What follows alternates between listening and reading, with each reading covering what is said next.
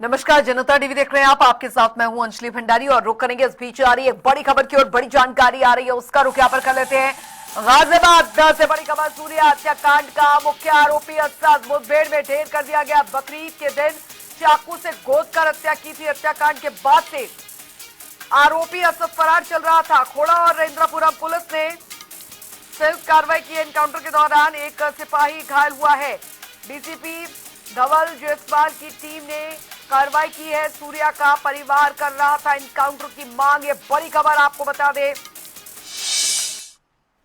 बड़ी जानकारी इस बीच आ रही है। पुलिस ने बड़ी कार्रवाई करते हुए जो मेन इसका आरोपी था उसे एनकाउंटर में ढेर कर दिया है। ये बड़ी खबर आपको बता दें, मुख्य आरोपी असद मुठभेड़ में ढेर, ये जानकारी आ रही है। गाजियाबाद में फरार आरोपी का पुलिस ने किया एनकाउंटर। ये इस वक्त की बड़ी खबर आपको बता दें।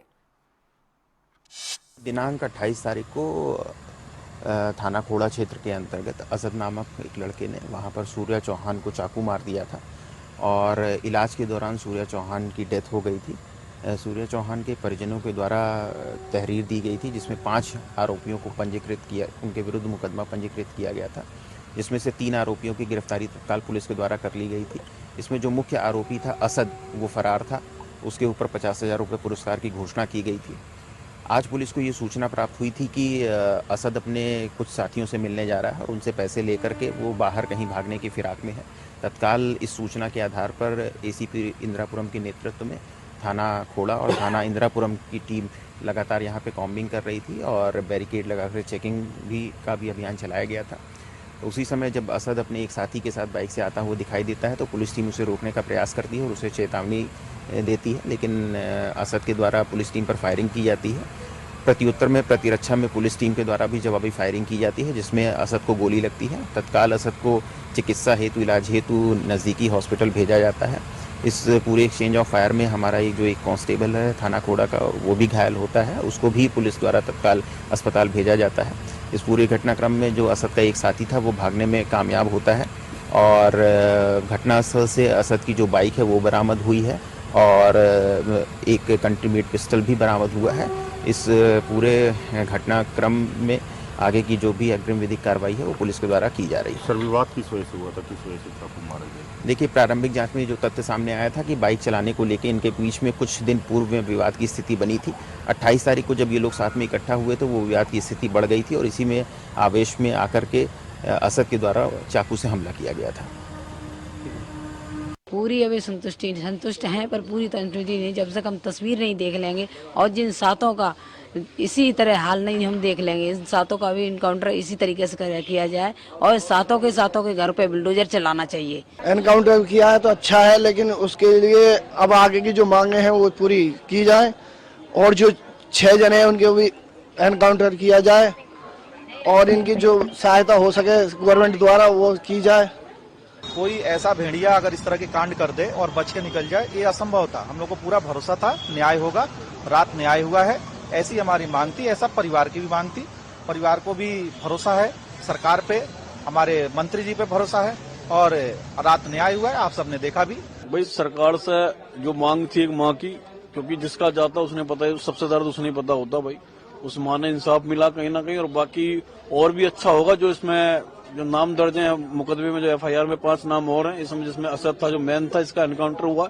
इसमें बाकी जो उनका भी एनकाउंटर, उनका घर पर बुलडोजर चले। उत्तर प्रदेश की जो जनता है उससे खुश है कि वो एक्शन का रिएक्शन देना जानते हैं। जिस तरीके से उन्होंने काम करा था उसी हिसाब से इनका काम हुआ है। देखिएगा, उत्तर प्रदेश में किसी अपराधी के लिए कोई जगह नहीं है। जो अपराध करेगा उसको उसकी सजा मिलेगी और सूर्या चौहान के हत्यारे अरशद ने पहले एक नाबालिग बच्चे की हत्या की, उसके बाद पुलिस पर हमला किया, तो निश्चित रूप से उसको उसका जवाब मिलेगा। अमन त्यागी संवाददाता इस बड़ी खबर पर हमारे साथ जुड़ गए हैं ज्यादा जानकारी के साथ। अमन, परिवार की भी मांग थी कि मुख्य आरोपी को जल्द से जल्द पकड़ा जाए और आखिरकार पुलिस को सफलता हासिल हुई, एनकाउंटर कर उसे ढेर कर दिया गया।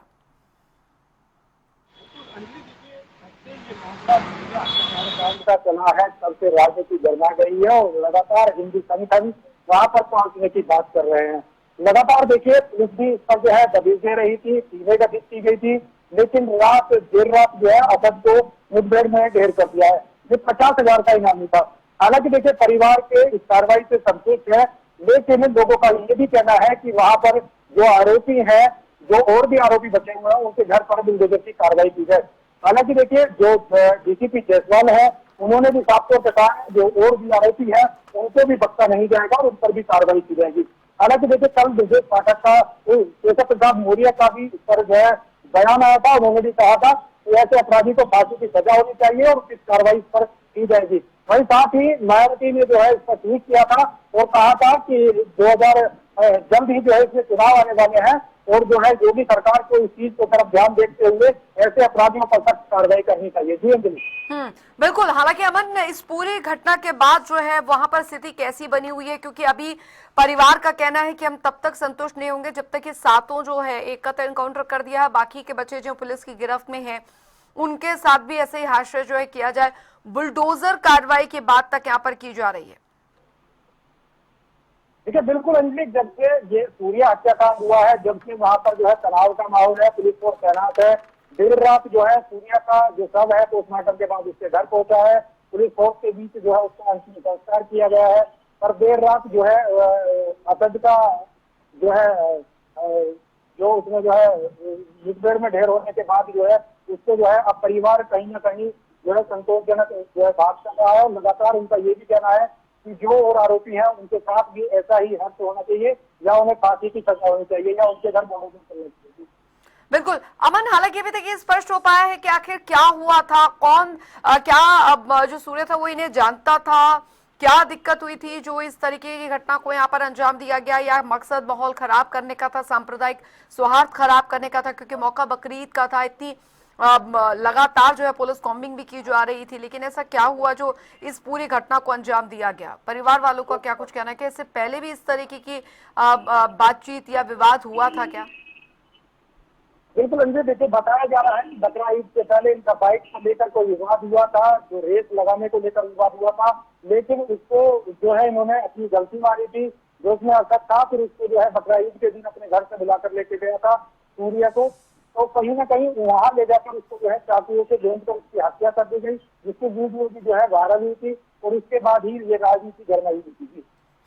तो अभी इस मामले में क्या सभी आरोपियों को पकड़ लिया गया है और अभी क्या कुछ कार्रवाई जो है वो अमल में लाई जा रही है, और साथ ही परिवार वाले क्या इस कार्रवाई से संतुष्ट हैं? क्योंकि कई हिंदू संगठन भी वहां पर डटे हुए हैं कि परिवार को इंसाफ जो है वो दिया जाए। क्या परिवार वाले अब संतुष्ट हैं?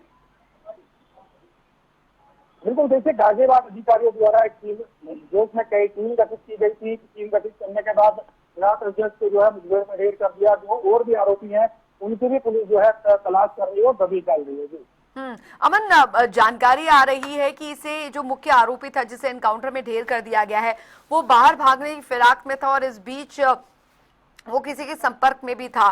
तो अभी क्या इसके कड़ी भी जोड़ी जा रही है कि वो अब तक कहाँ था, किस किस के संपर्क में था, और उसके पास हथियार भी बरामद बताया जा रहे हुए हैं। तो अब क्या कोई जानकारी निकल कर सामने आ रही है कि कौन उसकी मदद इतने दिनों से कर रहा था? बिल्कुल अंजलि, देखिए सूत्रों के गाजियाबाद पुलिस को पता लगा कि असद आज कहीं जाने वाला है, तो थोड़ा पुलिस और इंदिरा पुलिस ने जो है जो चेकिंग चलाई और चेकिंग के दौरान जो है ये बाइक पर आती दिखाई दिए।